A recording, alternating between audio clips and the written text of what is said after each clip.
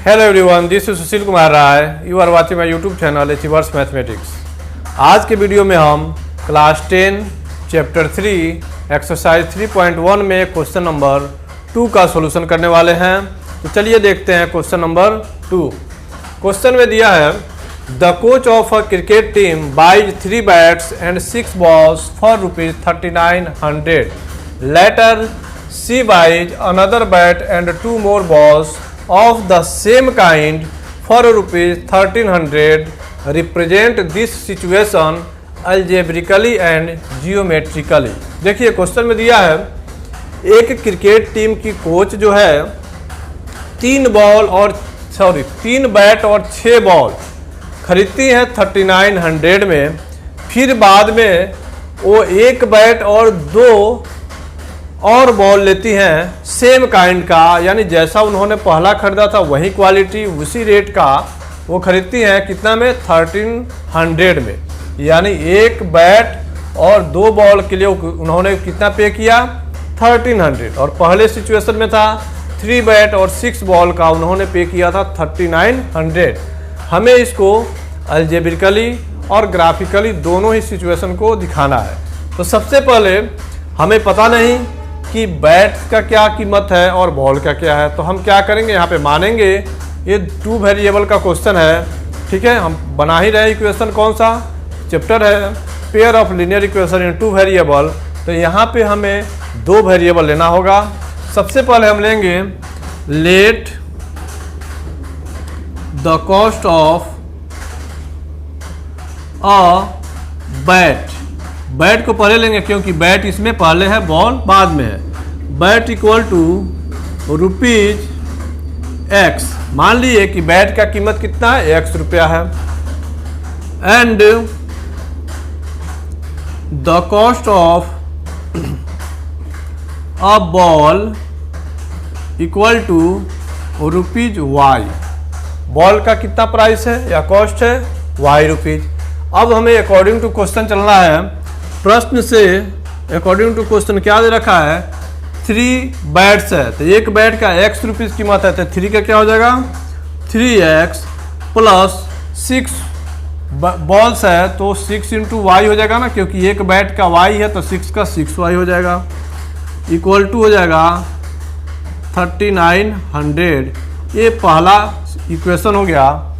दूसरा में दिया है कि C buys another bat and 2 more balls, यानी एक और उन्होंने बैट खरीदा, तो 1 बैट को हमने कितना माना है x रुपीज़, तो x रुपीज़ का उन्होंने बैट खरीद लिया और 2y का यानी 2 उन्होंने बॉल खरीदा और 1 का कीमत है y, तो 2y हो गया। इक्वल टू उन्होंने 1300 इसके लिए पे किया। ये हो गया इक्वेशन 2। ठीक है, अब हमें क्या करना है इसके लिए।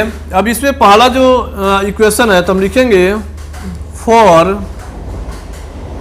3x plus 6y equal to 3900। यानी पहला जो इक्वेशन है इस इक्वेशन के लिए हम क्या करेंगे यहाँ पे 3x इक्वल टू लिखेंगे 3900 माइनस 6y। हमें क्या करना है यहाँ से x या y का किसी एक का वैल्यू निकालना है। ठीक है, तो हम क्या करेंगे आगे हम x का ही निकाल रहे हैं, तो ये हो जाएगा x equal to 3900 minus 6y upon 3। ये हो गया x का वैल्यू। ठीक है, हम क्या लिखेंगे सिचुएशन हम लिख लेते हैं।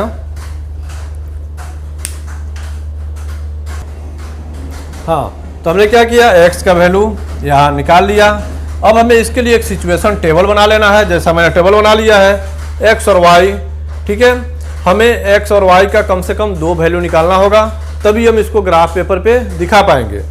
तो हम क्या करेंगे कि यहाँ पे हमें x इक्वल टू इतना दिया था, ये y का कुछ ऐसा मान रखना है कि x का वैल्यू हमें मिल जाए। लेकिन एक चीज़ का आपको ध्यान रखना है कि जो वैल्यू रखना है उसके बीच में बहुत ज़्यादा गैप नहीं आना चाहिए। ठीक है, और दूसरा कि जब इसको डिवाइड करें तो हमें होल नंबर मिलना चाहिए, एक पूर्णांक मिलना चाहिए, डेसिमल में नहीं आए, बट्टे में ना आए, इसका ध्यान रखना है। तो हम क्या करते हैं y का वैल्यू अगर हम 0 रखते हैं, ठीक है, तो हम क्या लिखेंगे लेट y इक्वल टू 0, हम इसको सोल्व करके भी दिखा देते हैं। y इक्वल टू अगर 0 रखते हैं तो कितना हो जाएगा, x इक्वल टू है 3900 माइनस 6 इंटू 0 हो जाएगा। y का वैल्यू हमने 0 रख दिया अपॉन 3, 3900 अपॉन 3 हो जाएगा, क्योंकि ये तो 0 हो जाएगा। तो 3903 इक्वल टू क्या हो जाएगा, 3900 अपॉन 3 इक्वल टू 1300। ये आ गया आपको x का वैल्यू 1300। ठीक है, ये पहला हो गया। अब हम फिर से मान लेते हैं y इक्वल टू 100 ले लेते हैं। 100 ले लिए तो क्या हो जाएगा, x equal to 3900 minus 6 into 100 upon 3, तो कितना हो जाएगा 3900 माइनस 600 अपॉन 3 हो जाएगा। तो 39 में से 600 जाएगा तो कितना बचेगा 3300 अपॉन 3, ये कैंसिल होगा 1100 आ जाएगा। कितना आएगा 1100। ठीक है, तो हमने क्या माना था, y का वैल्यू रखा था 100, तो ये हमें आ गया 1100। ठीक है, पहला ये सिचुएशन आ गया। अब हमें क्या करना है, ये पहले इक्वेशन के लिए हमने एक टेबल बनाया और इस टेबल में हमने दो वैल्यू x का और दो y का फाइंड कर लिया। अब हम लिखेंगे for x plus 2y equal to कितना है 1300 है, 1300। हम इसको क्या लिख सकते हैं, x equal to 1300 minus 2y लिख सकते हैं ना, 2y जाकर माइनस हो जाएगा। तो हम भी क्या लिखेंगे यहाँ पे, द सिचुएशन टेबल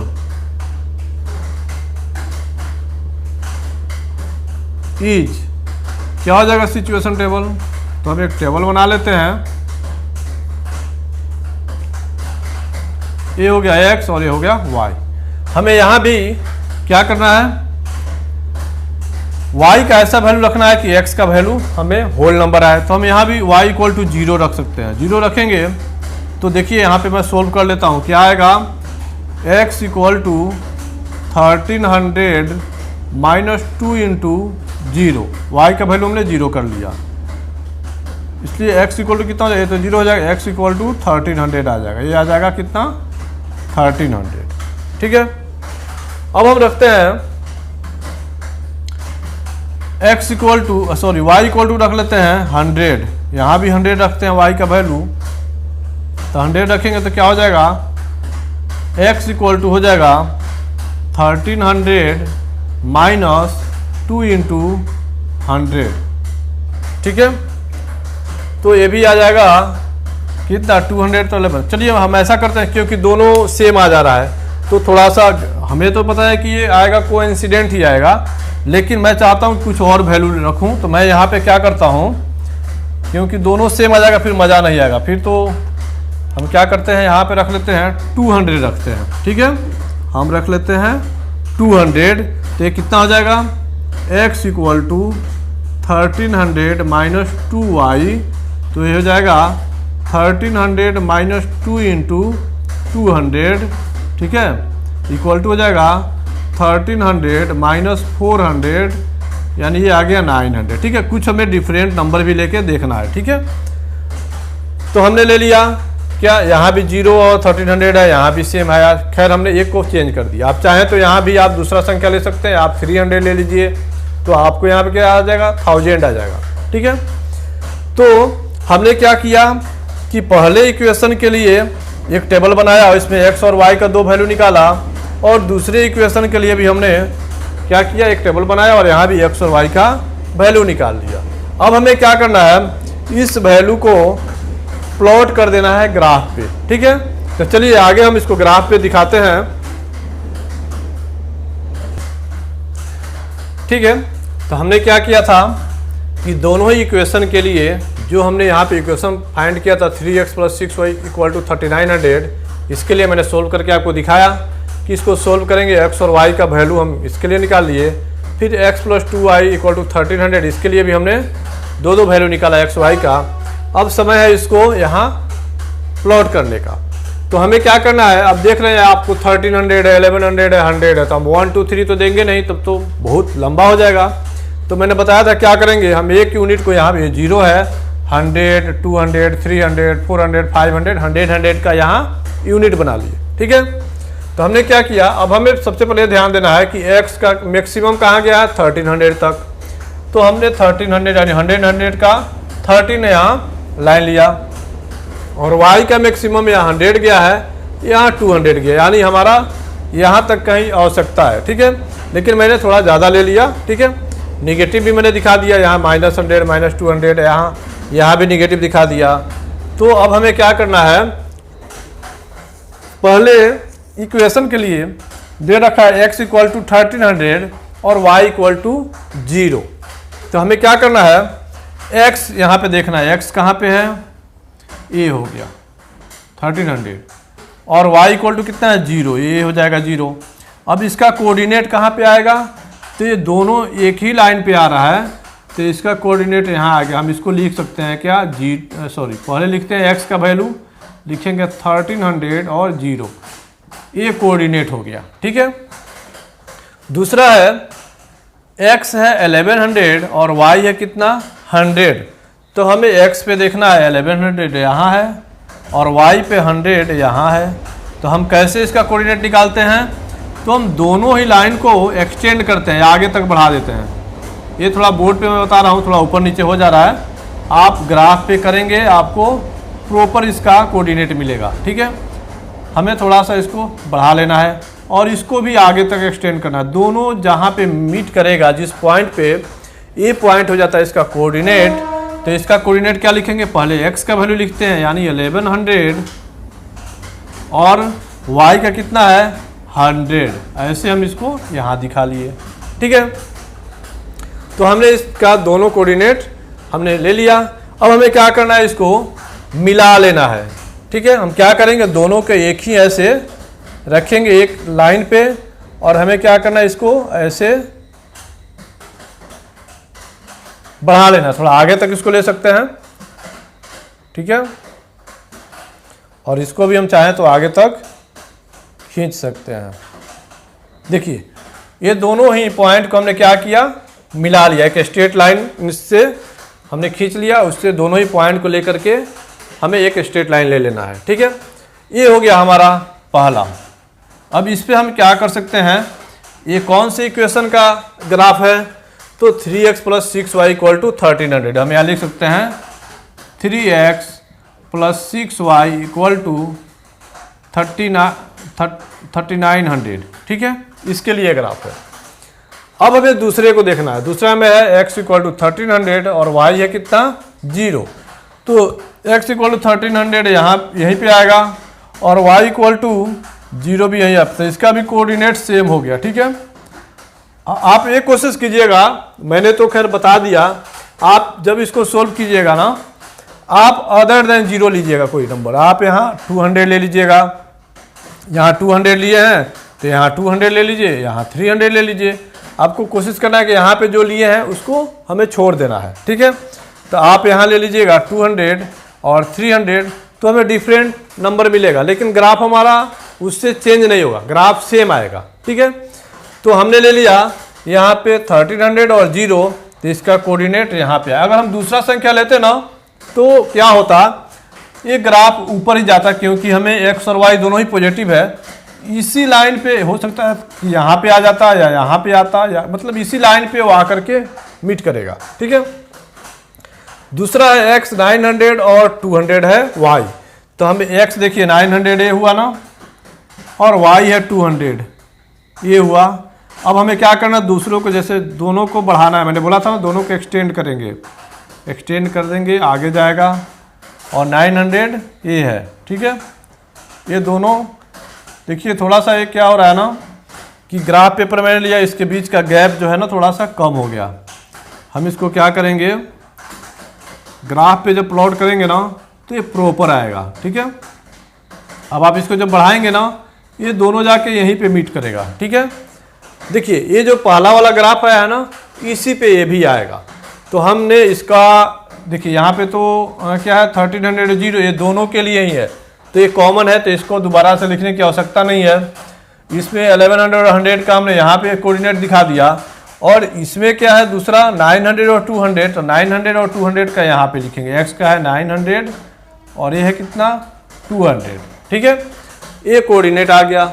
अब देखिए अब हमें क्या क्या मिला, दूसरे ये जो दूसरा जो हमने नंबर लिया है इसके लिए एक पहला है 1300 और 0 के लिए ये पॉइंट हुआ, और दूसरा है 900 और 200 के लिए हमें ए कोऑर्डिनेट मिल गया, दोनों का कोऑर्डिनेट मिला। अगर इस पर हम खींचते भी हैं तो इसी लाइन पे आएगा ना, इसी लाइन पे आएगा। और हमने जब इसका प्रॉपर्टी पढ़ा था तो हमने बताया था कि ऐसे लाइन को क्या बोलते हैं, कोइंसिडेंट लाइन बोलते हैं, यानी एक दूसरे के ऊपर ओवरलैप हो जाता है, ठीक है।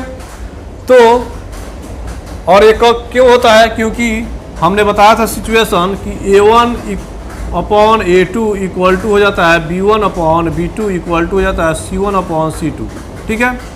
तो जो हमने यहाँ पे ग्राफ निकाला, देखिए ये है 3 अपॉन 1 यहाँ पे आएगा ना, जो A1 है A2 है, तो 3 अपॉन 1 यहाँ आ रहा है। ये देखिए 6 अपॉन 2 ये भी कैंसिल होकर 3 अपॉन 1 हो जाएगा, और ये कितना है 3900 अपॉन 13, तो 30 ये कटेगा इससे 3 टाइम्स और ये 1 टाइम्स में कट जाएगा। तो आप जब इसको कटाएंगे तो कितना आएगा 3 अपॉन 1 इक्वल टू ये आएगा 6 अपॉन 2 इक्वल टू ये भी आएगा 3 अपॉन 1 इक्वल टू 3900 अपॉन ये कितना है 1300, तो ये 1300 से 3 टाइम्स कटेगा 1 आ जाएगा, यानी 3 upon 1 equal to 3 upon 1 equal to 3 upon 1। अगर ऐसा सिचुएशन आए किसी भी दो पेयर को हम लेते हैं लीनियर इक्वेशन को, उसमें ऐसा सिचुएशन आए कि A1 upon A2 equal to B1 upon B2 equal to C1 upon C2 आ जाए, तो ये लाइन क्या होता है, एक जो ग्राफ खींचेंगे दूसरा भी इसी के ऊपर आ जाएगा, ठीक है। तो इसको बोलते हैं कोइंसिडेंट, और इसका क्या होता है इनफाइनाइटली मेनी सोल्यूशन होगा, इसके बहुत सारे हल हो सकते हैं, क्योंकि इस लाइन पे हम इसको बढ़ाते जाएंगे तो बहुत सारे ऐसे लाइन इधर से और इधर से आके इस पे मीट करेंगे, तो इसका बहुत तरह का हल हो जाएगा, ठीक है, अनगिनत इसका सोल्यूशन आएगा, ठीक है ना। तो ये हो गया हमारा ग्राफ, किसके लिए, ये जो दोनों सिचुएशन दिया हुआ था यहाँ पे, इसको हमने क्या किया पहले अलजेब्रिकली यहाँ सोल्व किया, दोनों के लिए हमने इक्वेशन फाइंड किया। इस इक्वेशन से हमने x और y का दो वैल्यू निकाला, और ये दोनों वैल्यू को हमने क्या किया, यहाँ नंबर लाइन लेकर के ग्राफ पे हमने दिखाया। तो हमें क्या मिला कि पहला जो ग्राफ आया था पहले इक्वेशन के लिए हमने ये लंबा वाला ग्राफ लिया था, और दूसरे के लिए जब हमने ग्राफ लिया था ये भी इसी लाइन पे आ गया, तो ये क्या हो गया कोइंसिडेंट हो गया। तो बस हमें इतना ही करना है कि इसको ग्राफ से रिप्रेजेंट करना है, जो कि हमने इसको रिप्रेजेंट किया। आप इसको ग्राफ पेपर पे जरूर ट्राई करें, आप जरूर बेहतरीन तरीके से इसको हल कर पाएंगे, मुझे पूरा यकीन है, क्योंकि ग्राफ पेपर पे आपको क्या होता है इक्वल, उसमें आपको क्या ब्लॉक्स दिए हुए होते हैं, उस ब्लॉक को आप मान लेते हैं 1 यूनिट 2 यूनिट, तो वहाँ पे आप एक ब्लॉक को 100 मान लीजिएगा, फिर 200 300, और जब आप उसको मिलाइएगा तो आपको प्रॉपर मिलेगा इसका ग्राफ, ठीक है।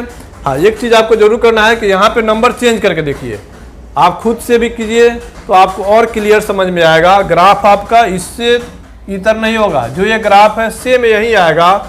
आप चाहे कोई भी नंबर यहाँ रखिए, x और y का कोई भी वैल्यू लाइए, आपको ग्राफ ऐसा ही मिलेगा, ठीक है। मैं बस ये चाहता हूँ कि आप अदर नंबर लेकर के भी चेक करेंगे तो आपको कॉन्फिडेंट हो जाएंगे कि हाँ जो ये है वो सही है और आप सही कर रहे हैं, ठीक ना। तो इसलिए आपको क्या करना है, इसको प्रैक्टिस करना है, और प्रैक्टिस मेक्स परफेक्ट, ठीक है। तो आप जितना प्रैक्टिस करेंगे आप परफेक्ट होते जाएंगे, और मैथ से ज़्यादा इंटरेस्टिंग कोई सब्जेक्ट नहीं है, ठीक है। तो मेरा यकीन है कि आप इसको करेंगे और आप अच्छा से करेंगे। तो thank you so much for watching this video, thank you.